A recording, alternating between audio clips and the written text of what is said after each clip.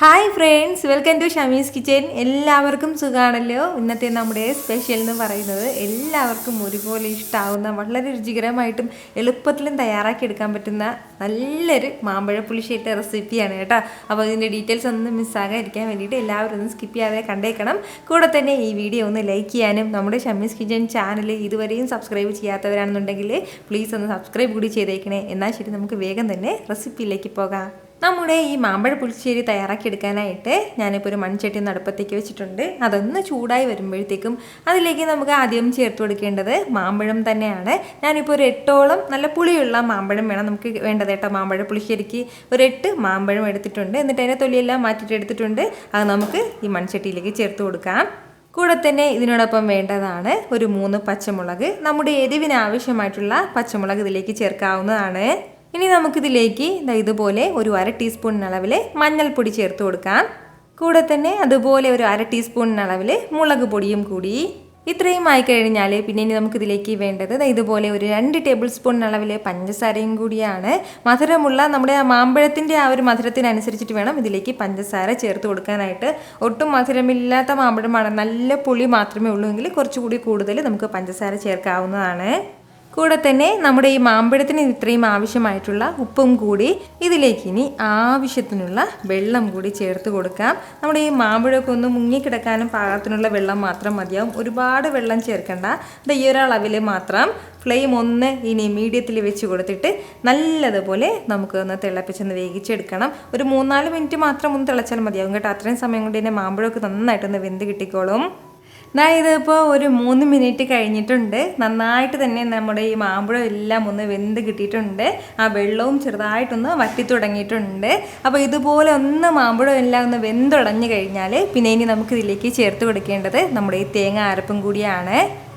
തേങ്ങ അരപ്പിന് വേണ്ടിയിട്ട് നമുക്ക് വേണ്ടത് ഇതുപോലെ ഒരു 1/2 കപ്പ് അളവിൽ ചിരകിയ തേങ്ങ എടുത്തിട്ടുണ്ട്. കൂടെ തന്നെ 2 ചെറിയ ഉള്ളിയും ഒരു 1/4 ടീസ്പൂൺ അളവിൽ മഞ്ഞൾപ്പൊടിയും 1/2 ടീസ്പൂൺ അളവിൽ ചെറിയ ജീരകവും ഒരു 10-12 കുരുമുളകും കൂടിയാണ്. അപ്പോൾ ഇതിലേക്ക് ആവശ്യത്തിന് കുറച്ച് മാത്രം വെള്ളം കൂടി ചേർത്ത് കൊടുത്തിട്ട് നല്ലതുപോലെ ഒന്ന് അരച്ചെടുത്തിട്ട് വരാം. നല്ല സ്മൂത്തായിട്ടൊന്ന് അരച്ചെടുത്തേക്കണം. ഇതുപോലെ നല്ല സ്മൂത്തായിട്ട് ഞാനൊന്ന് അരച്ചെടുത്തിട്ടുണ്ട്. വളരെ കുറച്ച് മാത്രം വെള്ളം ചേർത്ത് കൊടുത്താൽ മതിയാവും, കാരണം പിന്നീട് നമ്മളിതിലേക്ക് തൈര് ചേർക്കേണ്ടതാണ്. അപ്പോൾ ഇതുപോലെ ഒന്ന് അരച്ചെടുത്ത നമ്മുടെ തേങ്ങ അരപ്പ് കൂടി ഇതിലേക്കൊന്ന് ചേർത്ത് കൊടുക്കാം. കുറച്ച് വെള്ളം കൂടി ഒന്ന് മിക്സ് ചെയ്ത് ചേർക്കുകയാണ്. ഇതിനോടൊപ്പം തന്നെ കുറച്ച് കറിവേപ്പിലയും കൂടി. അപ്പോൾ ഇത് ഇത്രയും ചേർത്ത് കൊടുത്തിട്ട് വീണ്ടും നല്ല രീതിയിൽ തന്നെ ഒന്ന് മിക്സ് ചെയ്ത് കൊടുക്കുകയാണ്. ഇതിലേക്ക് വെള്ളം ഒന്നും ചേർക്കരുത്. ഏകദേശം ഒരു 2 മിനിറ്റ് മാത്രം മീഡിയം ഫ്ലെയിമിൽ വെച്ചിട്ട് നമുക്കൊന്ന് തിളപ്പിച്ചെടുക്കാം. അപ്പോൾ തിളയ്ക്കാൻ വേണ്ടിയിട്ട് ഇങ്ങനെ വെറുതെ വിട്ടു കൊടുക്കരുത്, നമ്മളിതുപോലെ ഇളക്കി കൊടുത്തുകൊണ്ടിരിക്കണം. അല്ലാന്നുണ്ടെങ്കിൽ ആ തേങ്ങ ഒന്ന് പിരിഞ്ഞു പോകാതെ ഇരിക്കാൻ വേണ്ടിയിട്ടാണ്. ഇതിപ്പോൾ തിളയ്ക്കാൻ തുടങ്ങിയിട്ട് ഏകദേശം ഒരു 2 മിനിറ്റോളം ആയിട്ടുണ്ട്. ഇത് ഇത്രയും തന്നെ മതിയാവും. നമ്മുടെ ആ തേങ്ങയുടെ ആ ഒരു പച്ച ടേസ്റ്റ് എല്ലാം മാറിയിട്ടുണ്ട്. അപ്പോൾ ഈ ഒരു സമയം നമുക്കിനി ഇതിലേക്ക് ചേർത്ത് കൊടുക്കേണ്ടതാണ്. ഫ്ലെയിം ഒന്ന് ഞാനൊന്ന് കുറച്ച് വെക്കുകയാണ്. ഫ്ലെയിം കുറച്ച് വെച്ച് കൊടുത്തതിന് ശേഷം നമുക്ക് ആവശ്യമായിട്ടുള്ള തൈരും കൂടി. ഞാനിപ്പോൾ ഇതിലേക്ക് ഒരു 2 കപ്പ് അളവിലാണ് തൈര് എടുത്തിട്ടുള്ളത്. ഒരുപാട് പുളിയുള്ള തൈര് എടുക്കേണ്ട, അതുപോലെ തന്നെ ചെറിയ പുളിയും വേണം കേട്ടോ. അങ്ങനെയുള്ള തൈര് വേണം നമുക്ക് ആവശ്യമായിട്ടുള്ളത്. തൈരൊന്ന് മിക്സിയുടെ ജാറിലേക്ക് മാറ്റിയിട്ട് നല്ലതുപോലെ ഒന്ന് അടിച്ചെടുക്കണം. അതായത് നല്ല സ്മൂത്തായിട്ടൊന്ന് അടിച്ചെടുത്തിട്ട് വേണം ഇതിലേക്ക് ചേർക്കാനായിട്ട്. നന്നായിട്ട് അരച്ചെടുത്ത നമ്മുടെ ഈ തൈരും കൂടി ഇതിലേക്കൊന്ന് ചേർത്ത് കൊടുക്കാം. തൈര് ചേർത്ത് കൊടുത്തു കഴിഞ്ഞാൽ പിന്നെ നമ്മൾ മാമ്പഴ പുളിശ്ശേരി തിളപ്പിക്കാൻ വേണ്ടി നിൽക്കരുത്. ഫ്ലെയിം ഞാനിപ്പോൾ നന്നായിട്ട് കുറച്ചാണ് വെച്ചിട്ടുള്ളത്. ഫ്ലെയിം കൂട്ടിയും വെക്കേണ്ട ആവശ്യമില്ല. തൈരൊന്ന് ചൂടായി കിട്ടിയാൽ മാത്രം മതിയാകും. പ്രത്യേകിച്ച് മൺചട്ടിയിൽ തയ്യാറാക്കുന്നതിൻ്റെ പേരിൽ ആ ചട്ടിയുടെ ആ ചൂട് കൊണ്ട് തന്നെ പെട്ടെന്ന് തന്നെ അതൊന്ന് ചൂടായി കിട്ടിക്കോളും. ഈ ഒരു സമയം നമുക്കിതിലേക്ക് ആവശ്യമായിട്ടുള്ള ഉപ്പും കൂടി ചേർത്ത് കൊടുക്കാം. ഉപ്പും ചേർത്ത് കൊടുത്തതിന് ശേഷം വീണ്ടും ഒന്ന് നന്നായിട്ടൊന്ന് മിക്സ് ചെയ്ത് കൊടുക്കുകയാണ്. ഇപ്പോൾ നമ്മുടെ ഈ തൈരെല്ലാം നന്നായിട്ട് ഇതിനൊന്ന് ചൂടായി കിട്ടിയിട്ടുണ്ട്. ഇതുപോലെ ഒന്ന് ചൂടായി കഴിഞ്ഞാൽ പിന്നെ നമുക്ക് ഫ്ലെയിം ഓഫ് ചെയ്യാവുന്നതാണ്. അതിനുശേഷം നമ്മുടെ പ്രധാനപ്പെട്ട താളിപ്പും കൂടി ഇതിലേക്കൊന്ന് ചേർത്ത് കൊടുക്കാനായിട്ടുണ്ട്. താളിപ്പിന് വേണ്ടിയിട്ട് നമ്മുടെ പാൻ ഒന്ന് ചൂടായി കഴിഞ്ഞാൽ അതിലേക്ക് കുറച്ച് എണ്ണ ചേർത്ത് കൊടുക്കാം. ഇതുപോലെ ഒരു 2 ടേബിൾ സ്പൂൺ അളവിലാണ് വെളിച്ചെണ്ണ ചേർക്കുന്നത്. എണ്ണ ഒന്ന് ചൂടായി തുടങ്ങുന്ന സമയം 1 ടീസ്പൂൺ അളവിൽ കടുക് ചേർത്ത് കൊടുക്കാം.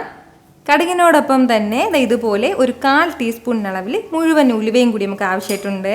കടുകും ഉലുവയും എല്ലാം നന്നായിട്ടൊന്ന് പൊട്ടിക്കഴിഞ്ഞാൽ പിന്നെ ഇനി നമുക്കിതിലേക്ക് വേണ്ടതാണ് ഇതുപോലെ കുറച്ച് വറ്റൽമുളക്. ഞാനിപ്പോൾ ഒരു 5 വറ്റൽമുളക് എടുത്തിട്ടുണ്ട്. കൂടെ തന്നെ കുറച്ച് കറിവേപ്പിലയും കൂടി. കറിവേപ്പിലയും ചേർത്ത് കൊടുത്തിട്ട് നല്ലതുപോലെ ഒന്ന് വഴറ്റി കൊടുത്തിട്ട് ഫ്ലെയിം ഒന്ന് ഓഫ് ചെയ്യാണ്. ഓഫ് ചെയ്ത് കൊടുത്തതിന് ശേഷം പിന്നെ വേണ്ടതാണ് ഇതുപോലെ ഒരു 1/2 ടീസ്പൂൺ അളവിൽ മുളക് പൊടിയും ചേർത്തിട്ട് നല്ല രീതിയിൽ ഒന്ന് മിക്സ് ചെയ്ത് കൊടുക്കാം. കാരണം ഫ്ലെയിം വെച്ചിട്ട് നമ്മൾ ഈ മുളക് പൊടി ചേർക്കുകയാണെങ്കിൽ മുളക് പൊടി പെട്ടെന്ന് കരിഞ്ഞു പോകും. അതിൻ്റെ പേരിലാണ്. ഇത്രയും മതി. നമുക്ക് നേരെ തന്നെ മാമ്പഴ പുളിശ്ശേരിയിലേക്ക് ഇതൊന്ന് ചേർത്ത് കൊടുക്കാം.